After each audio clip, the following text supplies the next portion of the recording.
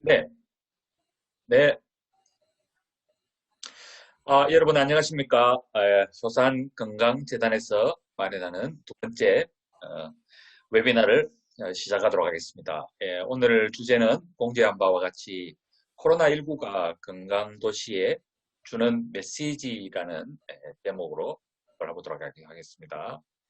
오늘 2차 세미나에서는 코로나19가 도시에 미치는 영향들에 대해서 우리가 좀 알고 있지만은 그래도 인지견들을 또 이렇게 조사도 하고 전 세계 도시들의 사례도 살펴보고 또 특히 우리 대구에서의 대응과 앞으로의 대책까지 이렇게 살펴보고자 합니다. 많은 분들이 편리하게 참여하실 수 있도록 웨비나로 이렇게 진행되고 있습니다. 먼저 첫 번째 발표 자료는 코로나19가 도시에 미친 영향과 건강도시에 대한 함의에 대해서 우리 순천향대학의 강한정 교수님 그리고 우리 교산환경재단의 사무국장을 맡고 계시는 강한정 교수님께서 발표해 주시겠습니다. 예, 발표 부탁드립니다.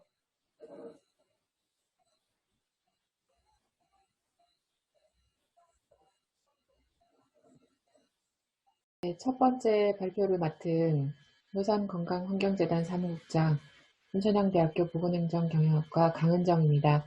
제가 발표할 주제는 코비드19가 도시에 미친 영향과 건강도시에 대한 함의입니다. 여러분들은 이제 건강의 사회적 결정 요인이라는 개념을 모두 다 알고 계실 거라고 생각되고요. 우리가 건강의 사회적 결정 요인을 설명할 때 흔히 인용하는 그 그림이죠. 다이그램과 화이트헤드의 모형입니다. 제 바깥쪽에 있는 일반적인 사회 경제적, 그리고 문화적, 그리고 환경적 조건들이 우리의 주거와 그리고 근로 조건에 영향을 미치고요. 그리고 또 사회 및 또 커뮤니티의 그런 연결망에 영향을 미치고 또 인디비주얼한 그런 행동 양식에도 영향을 미쳐서 결국은 건강에 영향을 미친다는 어떤 그러한 모형입니다. 그런데 지금 코로나19라는 것은 이 모형에서 거의 제일 바깥쪽에 있는 아주 거시적인 이러한 부분에까지 영향을 미치는 아주 커다란 그런 우리 사회에 영향을 미치는 요인이라고 할 수가 있겠고요. 이 부분에 대해서 어떤 영향들을 미쳤는지 이 많은 여러 가지 건강결정 요인들 중에서 어떤 부분에 어떤 영향을 미쳤는지를 설문조사를 통해서 저희가 조사를 했습니다. 그래서 오늘 발표는 그 조사 결과를 중심으로 해서 소개하도록 하겠습니다. 조사는 5월 13일부터 19일까지 엠브레인이라는 온라인 리서치 회사에서 했었고요. 성인의 경우에 전국에 1117명에 대해서 했습니다. 이들의 연령 분포는 다음과 같고요. 그리고 결혼 상태, 그리고 주거 형태, 학력, 월평균 가구소득, 가구원수, 경제활동 상태는 그림을 참조해 주시기 바랍니다. 청소년을 대상으로 해서도 같은 기간에 조사를 했고요. 전국에 500명의 학생들을 조사했습니다. 14세부터 18세까지 조사 대상에 포함되었고요. 주택 유형, 가정 경제 상태 역시 그림을 참조해 주시면 감사하겠습니다. 코로나19에 대한 경험을 우선 좀 물어봤었는데요. 성인의 경우는 생활치료센터 입소가 0.2%, 청소년이 0.4%로 그렇게 많지는 않았습니다. 정부 지침에 따른 격리욕은 자가격리 비중은 성인이 6.1%, 청소년이 11.8%였고요. 지인이 확진 혹은 격리된 경우는 성인과 청소년이 각각 약 9%라고 응답하였습니다. 다음은 우리 3월 말부터 시행되었던 강도 높은 사회적 거리두기 캠페인이 얼마만큼 준수되었는지를 설문조사를 통해서 알아봤습니다. 우리가 수미양가로 따지면은 수를 받은 항목이 굉장히 많습니다. 그래서 우를 받은 것이 가장 낮은 점수인데요. 그래서 이제 사실 굉장히 우리 시민들이 강도 높은 사회적 거리두기 캠페인을 잘 지켰다는 것을 알 수 있습니다. 다만 상대적으로 좀 낮은 점수를 보였던 것들을 좀 보자면 우선 성인의 경우에 유증상 시 집에서 휴식했다는 그 비율이 조금 낮았는데요. 그래서 7.1%가 전혀 그렇게 하지 않았다, 또 9.5%가 대체로 그렇게 하지 않았다라고 응답했습니다. 그리고 청소년의 경우는 외출을 자제하는 것이 조금 어려웠던 것 같습니다. 그래서 약 한 20% 정도가 대체로 혹은 전혀 그렇게 하지 않았다라고 응답하였습니다. 청소년은 또한 물리적 거리두기와 매일 환기 소독 이 부분에 있어서도 상대적으로 실천이 어려웠던 것으로 조사되었습니다. 다음으로는 코로나19로 인한 물리적 환경 변화에 대한 인식입니다. 성인의 경우에 대기질 그리고 다중이용시설의 실내 공기질 모두 다 많이 향상된 것으로 보고를 하고 있고요. 주거진의 간접흡연 피해도 줄어든 것으로 보고가 되었습니다. 반면에 일회용 제품 사용은 많이 증가한 것으로 응답이 되었고요. 주거 환경의 안전에 대한 인식은 많이 좋아졌던 것으로 나왔습니다. 그리고 층간, 이웃 간 소음은 악화된 것으로 나오고요. 그리고 대중교통 대비 자가 이용은 많이 는 것으로 조사되었습니다. 청소년의 경우도 다 유사했습니다. 그래서 대기질, 다중이용시설의 실내 공기질 좋아졌고요. 주거진의 감사부연 피해도 줄어든 것으로 응답이 되었고요. 주거환경의 안전도 좋아진 것으로 나타났지만 반면에 일회용 제품 사용과 층간 이웃소음은 나빠진 것으로 조사되었습니다. 다음은 두 번째 영역으로 코로나19로 인한 사회적 환경 변화에 대한 인식입니다. 사회적 연결망과 관련해서 성인들은 친구, 동료와의 연락 및 만남, 그리고 비동거 하는 가족과 친지와의 연락 및 만남 모두 많이 줄어든 것으로 응답이 되었고요. 대신에 가족과 보내는 시간은 많이 이제 길어진 것으로 나타났습니다. 청소년의 경우에도 비슷합니다. 친구들과의 연락 만남 횟수가 많이 줄어들었고요. 그리고 가족과 보내는 시간은 반대로 많이 증가하였습니다.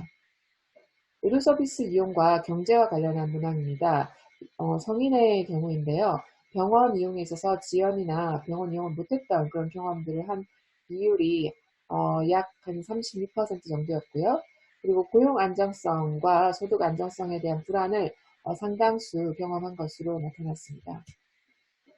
다음 가족관계와 관련된 설문입니다. 성인들은 가족 돌봄에 대한 부담이 가중되었다라고 응답한 비율이 그렇지 않다라고 응답한 비율보다 더 많았고요. 그리고 가사노동 분담은 크게 변화되지 않았고요. 대신에 일가정 양립 가능성에 대해서는 뭐 향상되었다고 응답한 분도 있었지만 악화되었다라고 응답한 비율이 조금 더 많았던 것으로 나왔습니다. 다음 여가 생활을 위해서 성인, 청소년 모두 여가 활동 만족도의 변화가 많이 안 좋아진 것으로 응답이 되었고요. 청소년에 비해서 성인에서 더욱더 좀 부정적인 응답의 비율이 많았습니다. 자, 다음 세 번째로 이제 건강 행태 변화와 관련된 조사 결과를 말씀드리겠습니다. 먼저 마스크 사용입니다.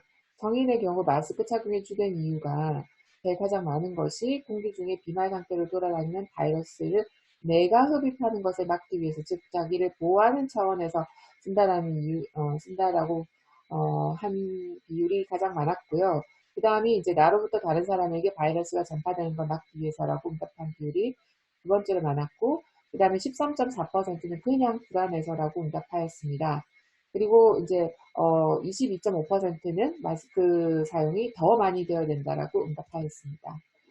청소년도 비슷하지만 그냥 불안해서 마스크를 쓴다는 비율이 성인보다 더 많았고요.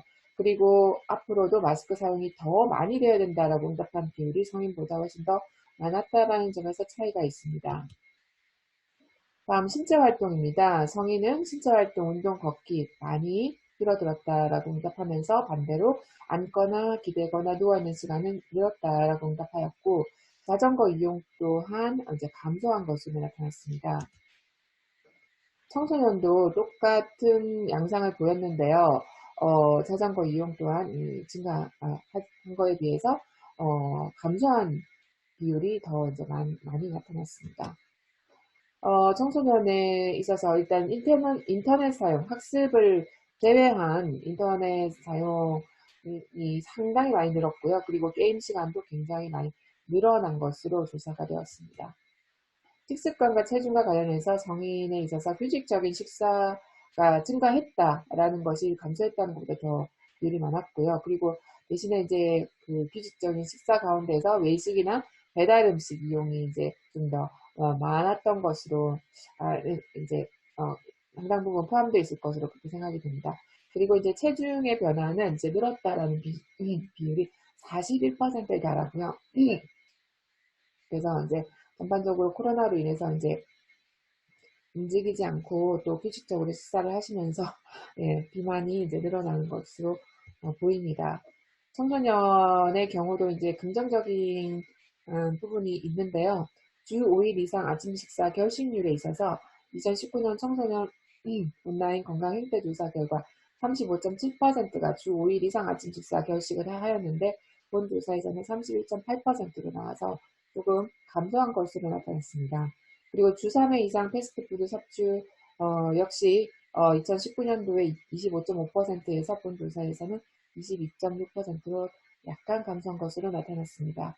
다만 코로나 이후 체중 변화는 이제 늘었다라고 응답한 비율이 49.4%로 좀 더 많았습니다. 음주와 관련해서 성인들은 일단 음주 횟수가 줄었다라고 응답한 비율이 39.6%로 늘었다라는 비율보다 훨씬 더 많았고요. 그리고 1회의 음주량도 이제 줄었다라고 하는 응답 비율이 34.2%로 늘었다라고 하는 6%보다는 훨씬 더 많았습니다. 주로 술을 마시는 장소는 술집보다는 집안이 압도적으로 많았습니다. 흡연에 있어서는 흡연 양에 있어서는 큰 변화는 보이지 않는 것으로 나타났습니다.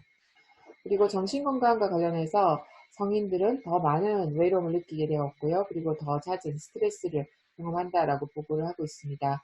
그리고 계약 지연으로 인한 스트레스를 조금 심했다, 매우 심했다. 이 응답 비율이 상당히 많았습니다. 청소년도 역시 더 잦은 외로움, 더 잦은 스트레스를 경험하였고요. 그런데 이제 계약 연기로 인한 스트레스는 성인에서만큼 그렇게 심했다라는 것이 전혀 없었다거나 거의 없었다에 비해서 압도적으로 많은 그런 양상은 아니었다라는 점이 성인과 다른 점이라고 할 수 있겠습니다.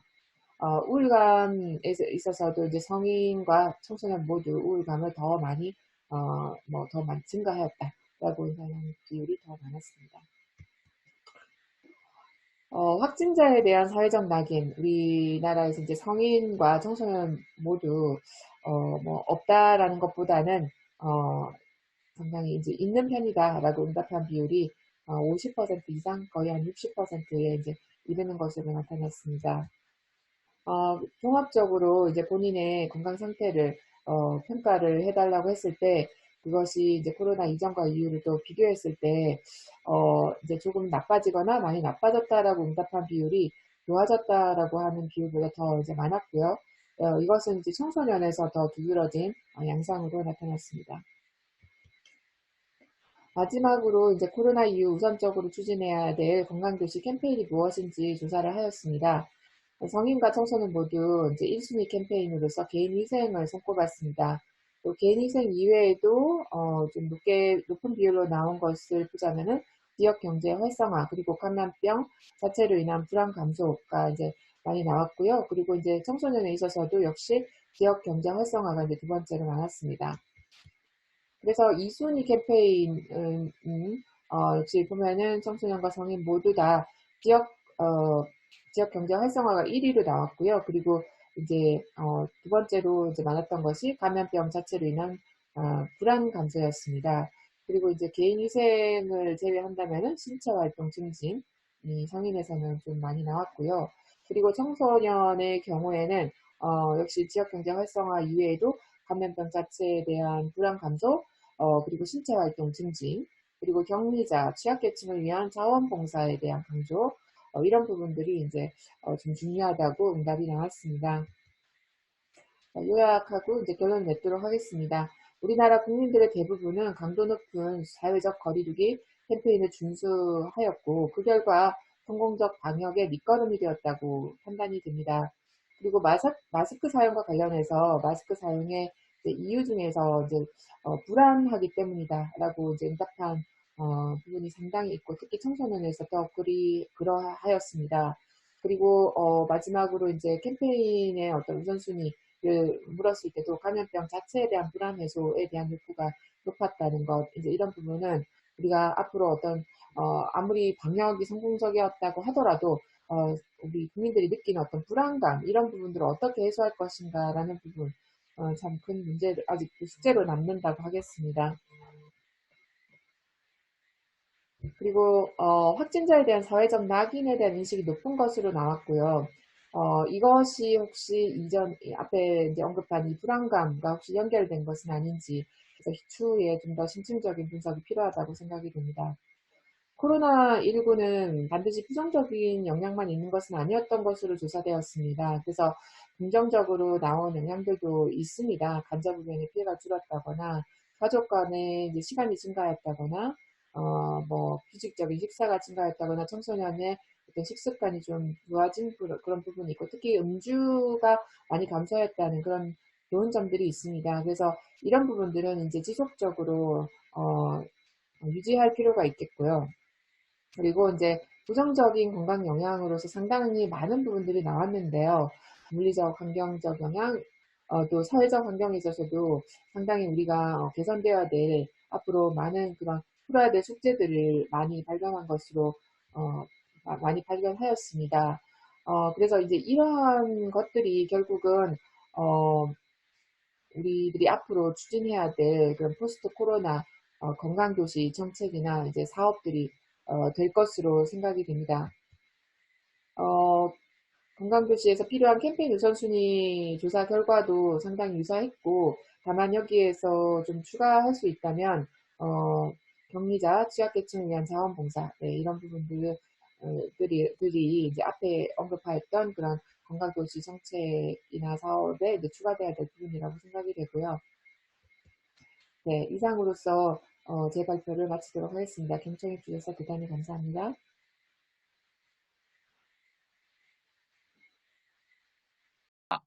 예, 그러면은 우리 두 번째 발표를 들어보도록 하겠습니다. 두 번째 발표는 해외 건강도시에서 어떻게 이렇게 코로나19에 대해서 대응을 했고 건강도시를 재발견하게 됐는지 우리 김진희 선생님께서 발표를 해주시겠습니다. 우리 김진희 선생님은 건강도시 아주 오래전부터 강남구를 비롯해서 이렇게 관여하고 연구도 해오시고 또 뉴사우스 웨일즈 대학에서 이렇게 공부하신 우리나라의 건강도시와 관련해서 실무와 이론을 잘 알고 계신 분이십니다. 건강도시와 관련해서는 우리 대한민국에도 협의에 의해 101개 회원도시가 들어있어서 정말 감염병과 비감염병을 아우르는 건강한 도시를 만들기 위해서 우리 협의회에서도 이번에 코비드19가 오면서 굉장히 어떻게 이걸 대응을 등비를 하고 앞으로 대책을 세워야 할지 고민이 많은데 해외의 건강도시가 어떤 식으로 대응을 하고 재발견할지 잘 들어보도록 하겠습니다. 예, 발표 부탁드리겠습니다.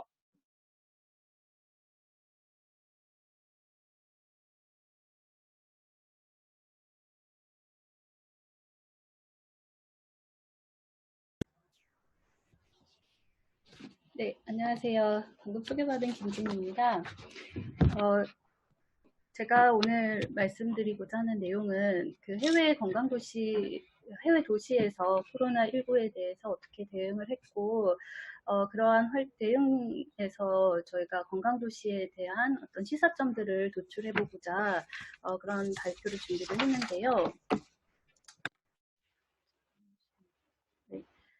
사실 이 발표는 제가 발표 의뢰를 받으면서 동시에 4개국의 학자들과 함께 4개 나라에서의 코로나19 대응, 도시에서의 대응에 대한 어떤 분석을 통해서 건강 형평성과 어떤 영향이 있을 수 어떤 시사점이 있을 수 있을지를 연구하는 그런 페이퍼를 준비를 하게 되었습니다. 그래서 그 페이퍼의 내용을 중심으로 오늘 발표를 드리고자 합니다.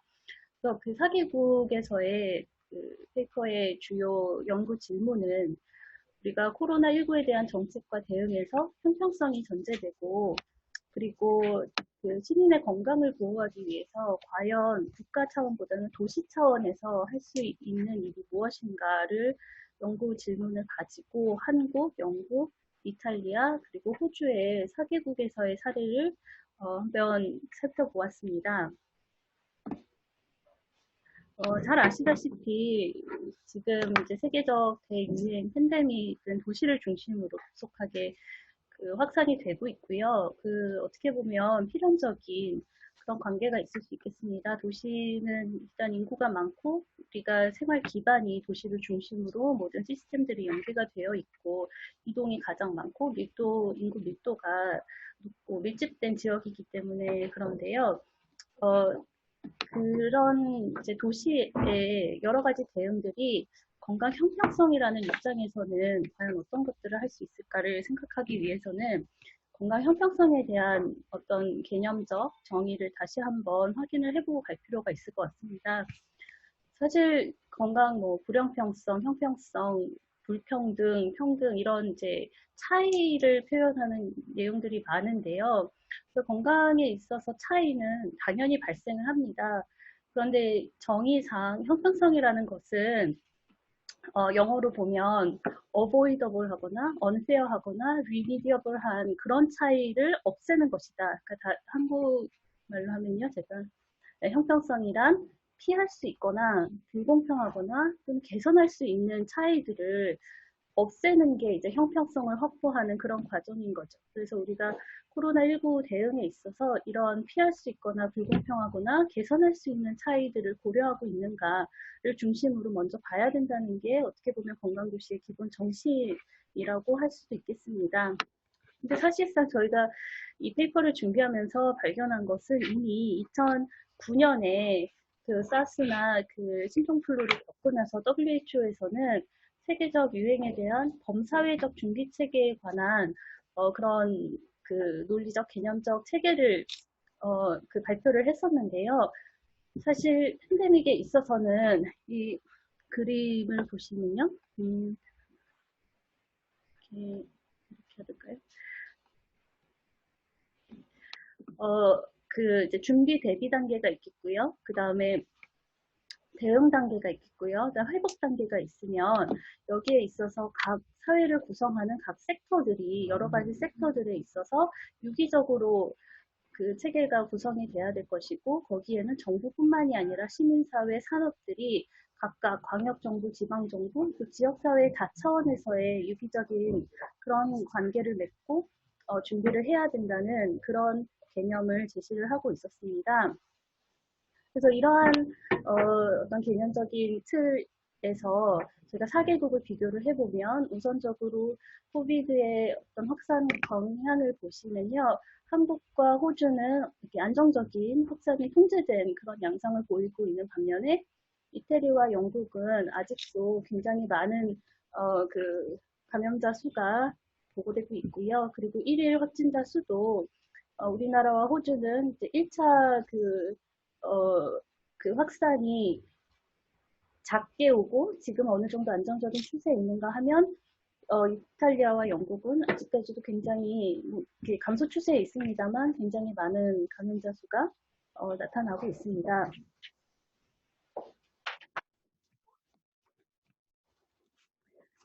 그래서 현재 이제 그 코로나19의 세계적 유행에 대한 어떤 대응들을 크게 3가지 유형으로 나눠볼 수가 있겠는데요. 첫 번째는 이제 공중보건 시스템이 작동하는 방역이죠. 그래서 우리나라가 굉장히 성공적으로 하고 있는 진단, 검사, 격리, 추적, 감시를 포함한 방역적인 활동이 있겠고요. 그 다음에 지금 현재 백신이나 임상적인 치료가 없는 그런 상황에서는 비약물적인 중재 조치들을 적용을 하고 있습니다. 여기에는 우리가 잘 알고 있는 사회적 거리두기나 마스크 쓰기, 개인 위생, 여행 제한, 집합 금지 명령, 시설 폐쇄 등과 같은 그런 NPI라고도 흔히들 줄여서 얘기를 하는데요. 그런 비약물적인 중재 조치와 그 다음에 사회 경제적 인프라를 보호하기 위한 정책적인 지원들이 있겠습니다. 그런데 우리나라가 방역에 성공하고 있고 다른 나라는 또 다른 형태의 이제 방점을 주고 대응을 하고 있는 것처럼 국가마다 실정에 맞는 정책 이론들이 다르게 추진되고 있고요. 대응 목표가 상이할 수밖에 없습니다.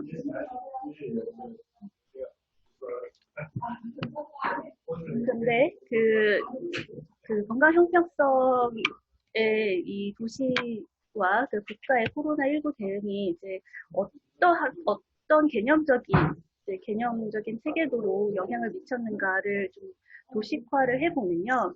사실 우리가 기존의 건강 형평성의 패턴들이 있습니다. 그래서 이런 패턴들에 있어서 글로벌 또는 국가 차원에서의 코로나19의 방역, 방금 말씀드렸던 방역 MPI나 정책적인 그런 대응들이 있을 거고요. 이런 대응들이 사실 기존의 건강 형평성 패턴과 관련이 있고 또 영향을 주기도 합니다.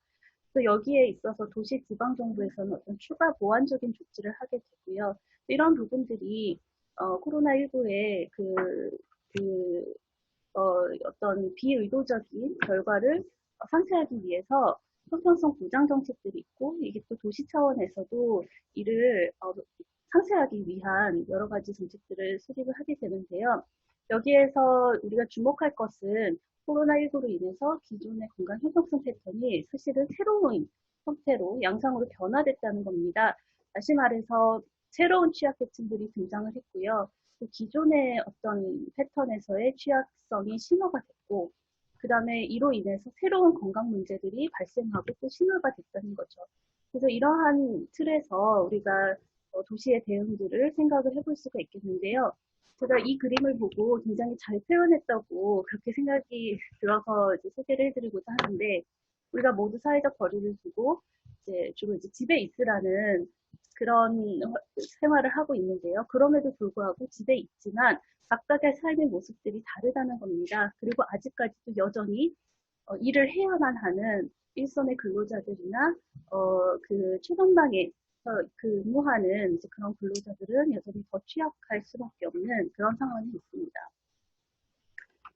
그래서 4개 도시의 그 정책들을 비교를 해봤더니 몇 가지 공통적인 특성이 나타나는데요. 첫 번째는 이제 취약성이라는 것의 범위가 이제 질병 중심의 어떤 노약자나 기저질환이 있는 이상적인 취약계층에서부터 사회, 문화, 경제, 정치적인 영역으로 그 범위를 확대해서 정의해서 이제 다루고 있고요. 접근을 하고 있고요. 그리고 지방정부의 대응은 현재 국가나 중앙정부의 대응과 정렬돼서 사실은 그런 지침들을 실행하는 그런 일들을 많이 하고 있었습니다. 그 정보와 커뮤니케이션에 있어서 그 많은 활동을 하고 있고요. 취약계층에 대한 추가적인 지원이나 피해 산업과 소상공인에 대한 재정적인 지원, 그리고 자원봉사단체나 민간 자원들을 동원하는 것, 그리고 또 전파 위험시설에 대한 그 지방정부의 어떤 행정권 안에서의 폐쇄 조치 등과 같은 그런 대응들을 하고 있었습니다. 그러나 이제 다르게 나타나는 점들은요, 사실 이제 도시가 국가별로 행정 체계나 정책 체계에서 지방정부의 권한과 역할이 상이하다는 점을 감안을 해야 되는 거고요. 그리고 일부 도시에서는 사실 굉장히 적극적으로 특수 피해 대상에 대한 재정적인 지원을 제공을 하고 있습니다. 그리고 이런 도시들의 대응들은 사실상 국가의 보건의료 체계나 방역 시스템이 얼마나 잘 작동하고 있느냐 또는 그 형태에 따라서 대응 양상이 다르게 나타날 수밖에 없었고요. 그리고 이제 문화적으로 다양한 런던이나 시드니 같은 경우에는 문화권에 따라 이제 특화된 정보 제공들이 있었습니다. 예를 들어서 이제 지금 그 이슬람 문화권에서 라마단 기간이 시작이 되었는데요. 이런 락다운에서의 라마단을 어떻게 실천할 수 있는지와 관련된 그런 정보들을 도시 차원에서 적극적으로 준비를 하고 도움을 주고 있었습니다. 그래서 이런 모든 활동들이 건강도시에는 어떤 시사점이 있을까를 생각을 했을 때 우리가 늘 고려를 해야 되는 부분이 도시라는 단위가 가진 어떤 규모 혹은 전체 시스템에서 어떤 역할을 하고 있는지를 늘 고려를 해야 된다는 그런 결론을 도출을 했는데요. 사실 이제 다층적 구조에서 도시나 지방정부를 고려를 한다는 것은 이 도시라는 지방정부라는 그 단위는 다른 차원의 정부나 그리고 위계와 이제 연계가 되어 있습니다. 그래서 국제 중앙 도시라는 어떤 위계가 있는가 하면 지역적으로도 도시와 농촌 이런 지리적인 시스템 속에서 지방정부의 역할을 생각을 해야 될 것 같고요. 그리고 두 번째는 이번 팬데믹을 통해서 저희가 도시의 경제적 생산 구조가 있는 그대로 노출이 됐다는 점입니다. 사회적 거리두기와 같은 어떤 비약물적 정책 대응에 있어서 하다 보니 그 도시가 뭐 말하자면 극단적인 경우에는 정지 상태에 처하게 됐는데요. 그럴 때 보니까 아직도 일해야만 하는 또는 작동을 하기 위해서는 누가 필요하고 무엇이 필요한지 그런 이제 경제적인 생산 구조가 여실히 노출하게 되는 이제 그런 결과를 낳게 되었고요. 그 다음에 세 번째의 시사점은 도시의 고밀도가 굉장히 양면적이다. 도시의 성공 요인이 고밀도인 동시에 이런 전염성 질환에 취약하기 때문에 도시의 기존 시스템에 대한 어떤 공포와 우려가 있는 가운데에서 우리가 건강 형평성 이슈를 함께 고려를 해야 되는 굉장히 복합적인 어려운 그런 과제에 처한 것이 사실이죠. 그래서 결론적으로는 이 모든 거를 이제 종합을 해본다면 코로나19의 대응은 기존의 불형평성의 그런 양상을 심화시켰을 뿐만 아니라 새로운 형태의 불형평성과 취약계층을 노출시킨 그런 결과를 낳게 되었고요. 그리고 현재의 대응이 사실 기존에 저희가 준비가 잘 안 되어 있는 그런 대부분의 국가에서는 반사적으로, 필연적으로 어떤 그 사회적 거리두기나 뭐 셧다운과 같은 그 NPI 전략에 의존할 수밖에 없는 그런 상황에서 지방정부는 사실은 그 뭔가를 찬찬히 체계적으로 준비할 겨를이 없이 사실 국가 지침과 급변하는 상황에서 좀 반사적인, 반응적인 조치들을 취하게 된 그런 것들을 목격하게 되었습니다.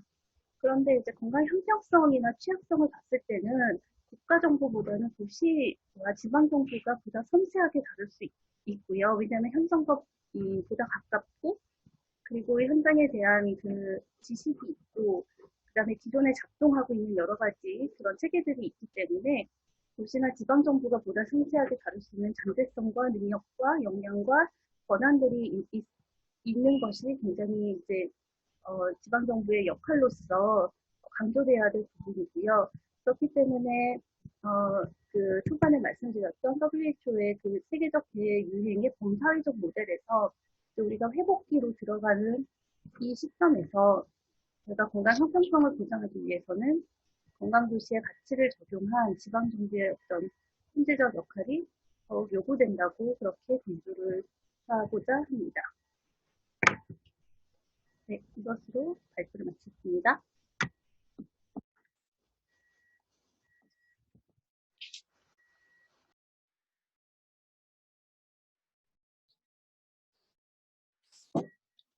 네, 감사합니다.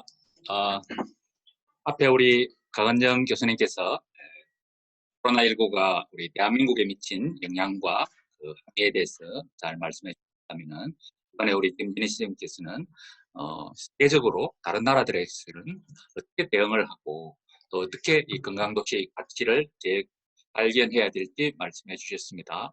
뭐 발표 중에도 잠시 나왔지만은 위계적 연계, 즉 국가와 지자체와 그리고 지역사회에서 서로 이렇게 조직들이 연계되어서 되지 않으면은 엇박자가 날 수가 있고 특히 경제적인 이런 생산 구조가 노출이 된 만큼 특히 뭐 마지막에 제안을 해주셨지만은 앞으로 그동안에는 반사적으로 대응만 해왔다면은 앞으로 이렇게 대책을 세워 나갈 때는 더욱 섬세하게 통제를 할 수 있는 지자체 차원에서 이런 형평성의 가치에 따라서 선제적인 대응을 해갈 수 있어야 하겠습니다. 지금 보니까 그 질의응답에 한번 들어오신 분들도 질문을 하셨던데 지역계층의 정신건강 모니터링을 과연 어떻게 해야 될 것인가 이런 질문을 하셨던데 발표자들께서도 한번 나중에 같이 대답을 할 수 있었으면 좋겠습니다. 예, 세 번째 발표자는 우리나라에서 코로나19와 관련해서 제일 큰 힘든 몇 달을 보내셨고 그래서 지금 대구광역시에서 코로나19 대응과 또 앞으로의 대책을 그동안에 2달 이상을 꼬박 고생하셨던 우리 경북대학교의 김건엽 교수님께서 발표해 주시겠습니다. 예, 발표 부탁드리겠습니다. 네, 공학 교수님 감사합니다. 예, 제가 발표할 내용은 대구광역시 이제 코로나19 대응하고 건강도시의 미래에 대해서 말씀드리겠습니다. 오늘 발표 내용은 이제 제 개인적인 의견입니다. 그렇게 대구광역시의 공식 의견이 아님을 말씀드립니다. 외국에서는 12월 말에 이제 중국에서 원인 미상의 이제 폐렴 환자가 보고가 됐습니다. 학자들에 따라서는 뭐 11월 말부터 시작됐다라는 말도 있습니다만 어쨌든 공식적으로는 12월 31일이었고요. 우한에서 굉장히 많은 환자들이 발생했고 WHO에서 3월 11일 팬데믹을 선언하게 되었습니다. 어제 날짜로 보면 전 세계에 약 한 500만 명이 발생했고 약 32만 5천 명이 사망하셨습니다. 국내 상황을 살펴보겠습니다. 1월 20일 우한에서 이제 일본으로 가는데 이제 인천공항을 공유했던 이제 중국인 한 분이 이제 국내 첫 코로나 환자로 됐고요. 그러면서 이제 감염병 위기 경보가 4개의 단계가 있는데 관심에서 주의로 상향이 되었습니다. 1월 27일 경계로 바뀌었고요. 저희 대구 지역 같은 경우는 2월 18일, 오늘이 94일째입니다. 예. 대구에 이제 잘 아시는 이제 신천지 교회에서 신도분이신 분이 이제 첫 확진 환자로 확인이 되었고, 대구에서 뭐 거리가 얼마 안 됩니다만 1시간 정도 거리밖에 안 되는 이제 청도 대남병원에서 확진 환자 첫 사망이 있었습니다. 감염 경보가 심각으로 바뀌었고 국가 차원에서는 고강도 사회적 거리두기, 그다음 또 사회적 거리두기하고 5월 6일부터는 생활 속 거리두기. 생활 속 거리두기 하자마자 또 이태원에 이제 클럽발 환자들이 또 발생해서 좀 수도권 지역이 또 환자들이 좀 생기고 있는 그런 상황입니다.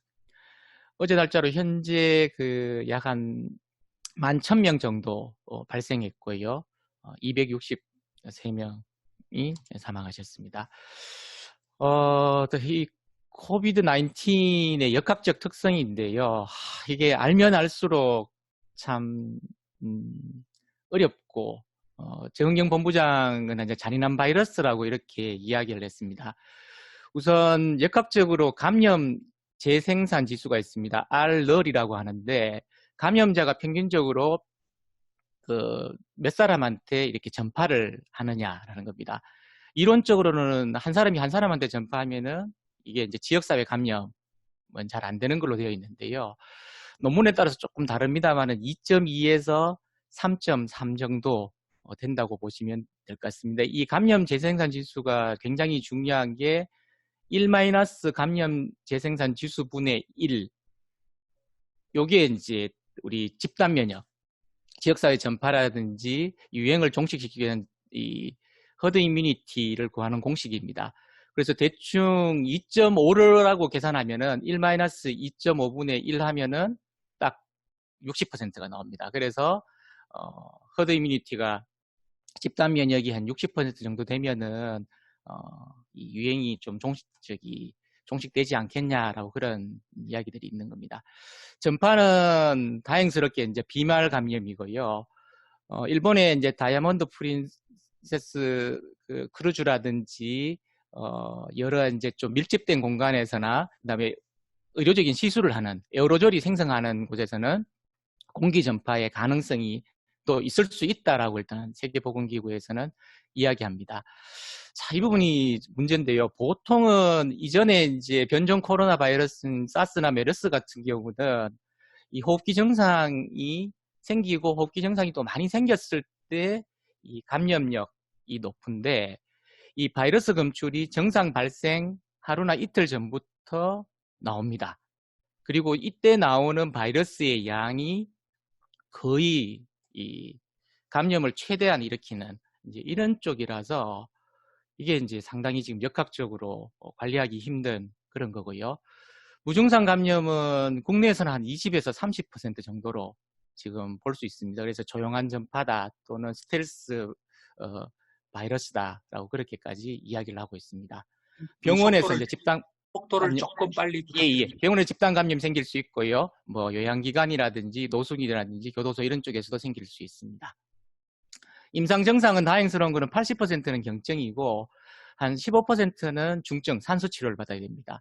문제는 이제 5%입니다. 5%면은 거의 치명적이라서 중환자실에서 치료하고 에크모까지 해야 되는 그런 부분입니다. 특히 노인, 요양시설, 기저질환자, 뭐 흡연자들 이런 쪽에서 중증으로 많이 됩니다. 치명률은 한 6.9%, 우리나라는 약 한 2.7% 정도 되어 있습니다. 가장 큰 문제는 치료제하고 예방 백신이 없다라는 게 문제인 거죠. 대구 상황입니다. 대구는 2월 18일 첫 환자가 발생했고 23일 첫 사망자, 그 다음에 2월 29일 날은 신규 환자가 741명이 발생했고요. 이 초창기에 보통 그 중앙의 지침이 음압실에서 치료하고 이런 부분들 때문에 그다음 환자한테 노출되면은 2주간 또 이 자가격리, 의료진들이 자가격리가 됐었습니다. 그래서 응급실하고 병동폐쇄, 그 다음에 의료진 자가격리, 음압병실 이런 부분들 때문에 상당히 저희가 한 10일 또는 한 14일 동안 상당히 좀 혼선들이 많았고요. 다행스러운 건 이제 3월 2일 지침이 바뀌어가지고 생활치료센터, 꼭 병원이 아니더라도 경증의 환자들 같으면은 의료진이 상주하고 있는 병원 아닌 외부 기관에서 공무원 연수원이나 이런 쪽에 이제 생활치료센터에 입소가 되면서 집에서 대기하던 한 2,500명까지 대기를 하고 있었거든요. 그 환자들이 생활치료센터로 가면서 상당히 좀 이 의료적인 문제들이 좀 해소가 됐습니다. 뭐 4월 10일 신규 환자 0까지 발생이 없었고요. 4월 28일 날은 이제 한 200명 정도 범시민 대책위를 구성해가지고 저희가 이제 대구형 어떤 생활 방역에 대한 모형들을 만들고 있습니다. 잘한 점은 뭐 대구 시민들이 뭐 사재기라든지 뭐 그런 좀 외국의 어떤 그런 쪽 혼란스러운 그런 부분들에 비해서 굉장히 이제 성숙한 시민의식으로 대응을 잘했는 거하고 마스크 쓰기 같은 개인 방역, 자동적으로 물리적 거리두기가 되었습니다. 한 70에서 80% 대중교통 이용이라든지 이런 것들이 줄었고요. 그다음 대구시는 대구시 의사회라든지 전문가들하고 메디시티 협의하고 협력해서 잘했고, 그다음에 뭐 대구의료원 같은 공공의료기관뿐만 아니라 지역 내에 있는 민간 병원들의 참여가 있었습니다. 그럼 중앙정부하고 타지자체가 굉장히 많이 도와줬고 자원봉사자들의 협조가 있었습니다. 아쉬운 점은 초기에 확진 환자가 폭발적으로 생겼을 때, 뭐 700명, 800명 생겼을 때 이제 지침에 얽매여가지고 이 중환자 분류에 따른 병상 배정이라든지 생활치료센터 같은 이런 부분들이 초기에 없었습니다. 그래서 대구 지역이 상당히 좀 혼란스러웠습니다. 그 다음에 요양병원이나 정신병원 등의 이제 취약계층에 대해서 좀 더 적극적으로 환자 발견이나 예방이 되었어야 되는데, 이렇게 이제 90일 지나고 나서 보면은 이런 게 보입니다만은 초기에 한 1, 2주 동안은 제대로 된 역학조사라든지 이런 취약계층에 대한 대응을 해야 되지만, 병상, 확진 환자에 대한 병상 수급이라든지 뭐 시설이나 보호구 이런 것에 주력을 하고 있었기 때문에 좀 이런 부분들이 조금 아쉬운 부분들이 있었고요. 방역의 어떤 결정이 행정이나 전문가 중심으로 되어 있는데 시민들이 조금 더 참여가 필요하지 않냐라는 그런 지금 의견들이 있습니다. 그다음 결국 이제 공공병원이라든지 공공의료 인프라가 저희들도 이제 치립 의료원이 하나밖에 없으니까 그런 부분들에 대한 인프라 마련들이 조금 필요하다는 거하고, 대구에 대한 낙인과 차별, 뭐 언론 이런 부분들이 좀 힘들고 이런 부분이었습니다. 근데 이렇게 보면은 단순히 이렇게 이 코로나19라는 게 의료적인 문제만은 아니라는 거죠. 강은정 교수님이 이야기했던 그런 다양한 성인과 청소년의 영향들도 있었고, 곳곳에 이런 코로나 때문에 생계를 잃은 사람들 같은 사회적, 경제적 영향이 굉장히 크다라는 겁니다. 키스텝에서도 보면 이런 외국의 환경, 국내의 환경 변화에 따라서 이런 영역별로 상당히 앞으로 이 코로나 이후에 사회가 변할 거다. 그 세계보건기구에서는 너무 의료적인 접근뿐만 아니라 공중보건, 우리 건강도시가 또 헬스 인 올 팔럿이라든지 퍼블릭 헬스적인 관점이 있지 않습니까? 이런 공중보건의 원칙에 따라서 이런 부분들에 대한 대응들을 해야 된다라고 이야기를 합니다. 제가 이제 말씀드리고 싶은 거는 뒤쪽은 슬라이드는 있습니다만은 그냥 화면만 보여주고 여기서 조금 한 1, 2분 말씀을 드리도록 하겠습니다. 우선 제일 중요한 거는 중앙정부는 준비하고 있습니다만은 도시 차원에서의 2차 유행에 대한 철저한 준비를 해야 되고요. 타 도시의 다양한 도시들의 어떤 사례들을 좀 공유하는 거, 그다음에 생활 속 거리두기를 하다 보면은 건강의 문제, 아까 강은정 교수님 발표하셨다 그죠? 그다음에 일회용 쓰레기 같은 환경의 문제들 있습니다. 이런 부분들을 저는 우선적으로 건강도시에서 좀 했으면 좋겠다라는 거고, 아래쪽에 있는 감염병 예방을 위한 도시계획, 그다음 뭐 기후변화, 이제 폭염이 온다 그죠? 그다음에 그린 뉴딜, 그다음에 건강 불평등, 건강한 교통, 그다음 회복력 있는 도시, 의사결정에 시민들의 참여는 조금씩 만들어 가야 되지 않겠냐라는 생각이 듭니다. 영국 런던이라든지 뉴캐슬이라든지 밀라노 같은 경우에는 자동차를 줄이고 보행자하고 자전거 중심의 도시로 바꾸겠다. 그다음에 OECD에 보면은 이런 도시 정책의 사례들을 지금 뱅크를 만들고 있습니다. 이런 부분들에서 우리의 사례들하고 세계의 사례들을 공유했으면 좋겠다. 서울시 마을 공동체 같은 경우에도 이런 사례들이 있거든요. 저는 건강도시에서 우리 101개의 도시들이 좀 사례들을 공유했으면 좋겠다는 생각이 들고요. 생활방역에서의 건강한 생활습관이 이렇게 나와 있습니다. 근데 이런 부분들이 시민들한테 어떻게 이제 실생활에서 좀 다가갈 수 있느냐. 그다음에 어르신에 대해서 또 고위험군에 대해서 지침들은 마련돼 있지만은 이 시민들의 생활 속에서 조금 더 쉽게 할 수 있도록 했으면 좋겠다. 도시계획은 국토도시계획학회에서도 이런 세미나가 있었고요. LH에서 3기 신도시 할 때 건강도시 쪽에 어떤 연구 영역을 착수했다 그러니까 이런 쪽도 건강도시 우리 쪽하고 같이 했으면 좋겠다라는 거고요. 대구는 벌써 이제 폭염하고 관련해서 논의들을 하고 있습니다. 그다음 경기도 공공보건료 지원단에서 생활 속 거리두기를 하니까 취약계층들이 실질적으로 이 생활 속 거리두기의 어떤 생활 수칙을 현장에서 못합니다. 그래서 여기에 대한 접근들이 좀 필요하다는 거, 시민 참여에 대한 논의들도 지금 화두를 던지고 있습니다. 대구는 지금 민간 협력기구로 한 200명 정도의 범시민대책위원회에서 지난주까지는 매주 했었고요. 2주에 한 번씩 같이 시장님하고 대구형 생활수칙도 만들고 같이 논의들을 하고 있습니다. 지금 지자체라든지 여러 기관에서 코로나19 위기에 대한 아이디어 공모를 하고 있습니다. 그럼 이 모아진 공모들을 좀 우리는 좀 건강도시에서 실현하고 우리 건강도시 차원에서 좀 했으면 좋겠다는 생각이 듭니다. 전주시 같은 경우에는 시 차원에서의 여러 또 중앙정부에 앞서서 코로나 시대의 어떤 정책들을 하고 있습니다. 뭐 칭찬도 있고 비판도 있습니다만은 시민 참여라든지 미래위원회라든지 전국 전문가 자문단, 시민 자문단 이렇게 구성이 되는데 이런 경험들의 공유, 그다음 성남시 같은 경우는 또 지자체 차원에서의 어떤 코로나에 대한 아이디어 공유를 하고 있으니까 같이 좀 공유를 했으면 좋겠다는 생각이 듭니다. 이상입니다.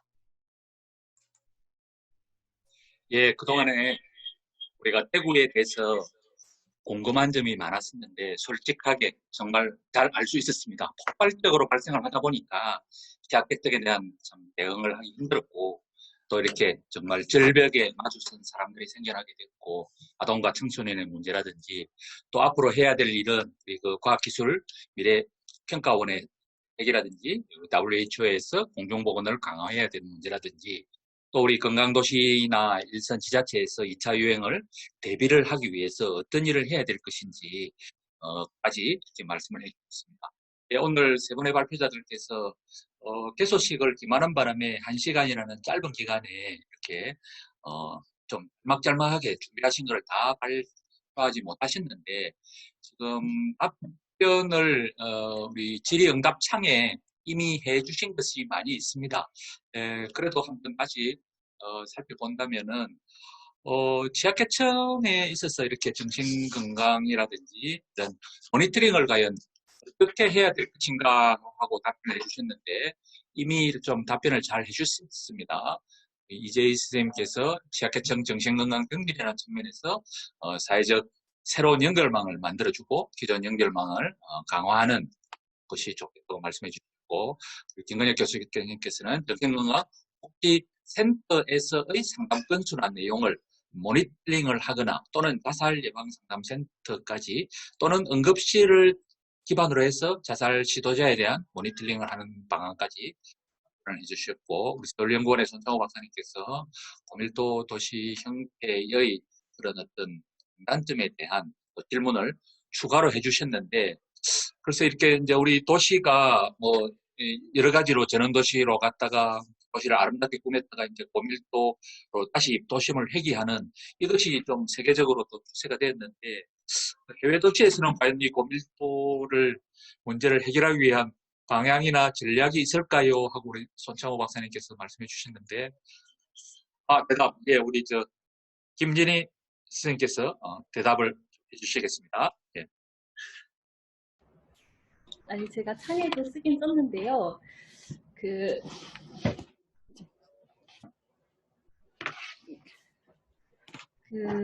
도시 고밀도가 양면성이 있기 때문에 사실은 그 고밀도를, 그 문제를 해결하기 위한 게 어려운 것 같습니다. 도시가 이 고밀도이기 때문에 도시라는 것이 존재하는 것이고, 그런 긍정적인 또는 뭐 생산 구조라든지 우리가 생활 양식이 도시를 중심으로 모든 것이 시스템이 만들어져 있기 때문에 기존의 어떤 만들어진 인프라를 단시간 내에 바꿔나가는 것은 사실 어려운 상황이고요. 다른 도시들도 지금은 그런 물리적인 인프라는 좀 거기에 대한 고민이 있는 가운데에 지금 단기간에 할 수 있는 것들은 지금 만들어진 운영되고 있는 운영적인 차원인 것 같습니다. 그래서 뭐 동시간에 동일한 장소에 한꺼번에 많은 사람들이 몰리는 것을 방지하기 위해서 예를 들어서 식당 같은 경우에도 뭐 하는 수 없이 인원 제한을 둔다든지 또 근무 형태도 탄력적으로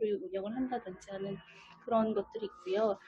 대중교통에서도 사실 시드니에서는 지금 잘 작동이 되고 있지는 않지만 기차 지하철 한 칸에 한 번에 탈 수 있는 인원이 제한을 한다든지 하는 이제 그런 운영상의 그런 전략들은 좀 있는 것 같습니다. 그리고 제가 김건혁 교수님께서도 말씀을 해주셨는데 그런 대중교통보다는 사람들이 보행이나 자전거 같은 것들을 많이 선호를 하기, 사회적 거리두기에 있어서는 좋은 이동 수단의 대안이 되기 때문에 기존의 자동차 도로를 보행로로 바꿔나가는 그런 사례들이 있는 것 같습니다만 그게 이제 한국적인 상황에서는 얼마나 적용 가능할지는 또 이제 현지 상황에 맞게 생각해봐야 되지 않을까 그렇게 생각합니다. 네, 답변 감사합니다. 참 어려운 문제인 것 같습니다. 예, 이게 뭐 우리 그 도시의 발달에서 보면은 중세의 그런 봉건 시대의 성 안에 살다가 막 전원 도시도 만들고 또 이렇게 도시를 또 꾸미는 뭐 백색 도시 또 스마트 도시 여러 가지 방향으로 진화를 해왔지만은 사실 이것이야말로 우리 한국에서 우리 김건희 교수님 마지막 발표 내용에서도 뭐 이렇게 시민대책위원회를 만들고 아이디어 공모를 하고 특히 우리 수도권은 거의 2,500만 명이 이렇게 살고 있고 또 우리나라는 도시화율이 세계에서 가장 빠르면서도 많은 사람이 앞으로 도시에 집중을 하게 되는데 우리나라야말로 국토는 좁은데 또 인구 밀도가 높은 우리나라에서 과연 이제 K 방역을 넘어서서 이렇게 대책을 마련할까 하는 것이 숙제인 것 같습니다. 여기에 대해서는 여러 가지 이제 우리 오늘 발표하신 내용 외에도 오늘 발표 자료를 또 참조하시고 또 앞으로도 계속해서 이런 뱅크를 아까 만드시면은 뱅크도 활용하고 계속 좀 보완해 나가야 할 내용인 것 같습니다. 네, 뭐 시간이 조금 남았는데 혹시 추가로 질문하시거나 지금 질의응답창에 온 것은 답변을 다 한 것 같습니다. 하나 더 있군요. 우리 손상호 박사님께서 대구 사례에서 시민 참여 방역이 아쉽다고 말씀해 주셨는데 그러면 우리 대구에서는 그럼 앞으로 또는 그동안 시민 참여나 시민주도 방역에 대해서 어떻게 고민해 보신 좀 모형이 있으실까요? 라고 답변을 해 주셨는데 우리 김건혁 교수님 혹시 뭐 좀 답변해 주실 워낙 한 3개월 동안 내용이 있으십니까? 의사결정을, 네. 예, 들립니까? 들리세요?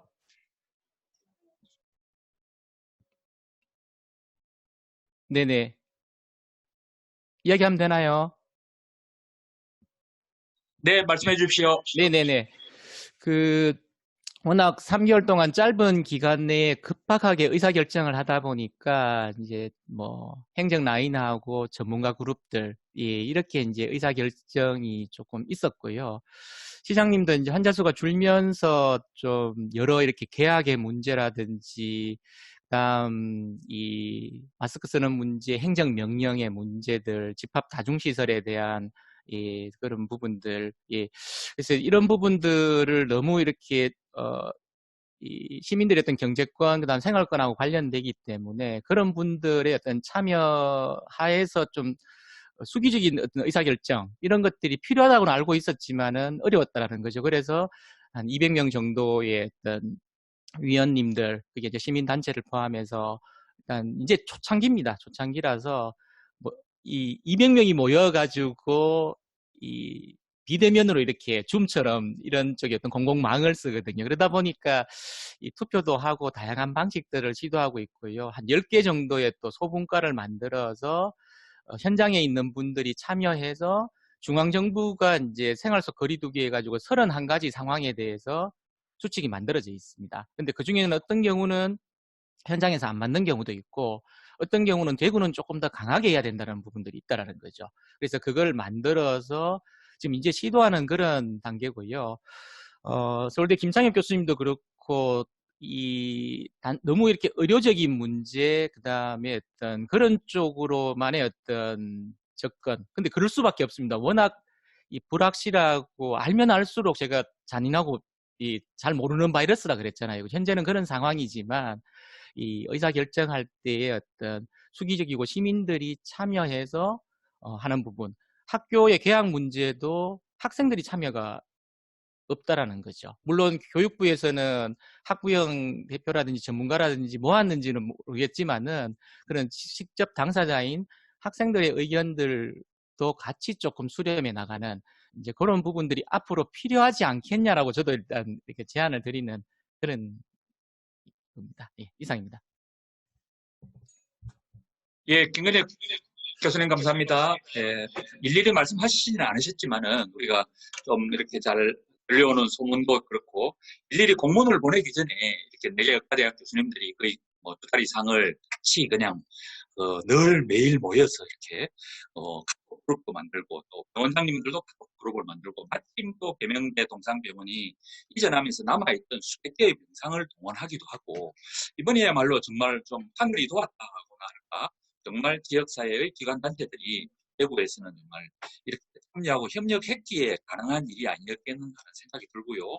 아까 우리 지금 말씀해 주신 이제 200명의 위원들과 함께 앞으로 또 어떻게 할 것인가 하는 것도 정말 우리 대구형, 고형을 만들어서 저희가 다른 지자체와 우리 세계 사람들에게까지 자랑할 수 있도록 오늘 우리 개소식을 개최하는 바람에 시간이 너무 짧아서 송구합니다만은 제 생각에는 이 회의를 갖지 말고 다행히 오늘 발표 토론자들이 사무국장님과 실행위원들이시니까 이 탕에다가 궁금하신 거는 질의응답 답변에다가 응답을 해주시면은 앞으로 계속 좀 답변을 이어나가면 어떨까 하고 제가 꼭 그렇게 되도록 건의를 하도록 하겠습니다. 오늘 짧은 시간 중이시지만은 오늘 참여해주신 분들이 지자체에서 정말 궁금한 거 위주로 핵심적인 걸 많이 질문을 해주셨고 이 답변을 또 우리가 만들어 나가야 될 것 같습니다. 지자체 차원에서 또 우리 질본에서 중앙정부에서 대한민국 관광도시협의회나 또는 시장군수구청장 협의회 각각 정말 마련해 나가야 될 일인 것 같습니다. 예, 그래서 오늘 여러 가지로 아쉬운 점이 많으시지만은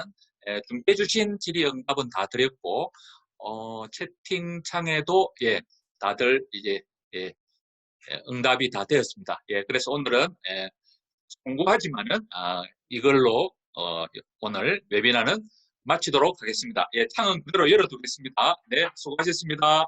감사합니다. 감사합니다.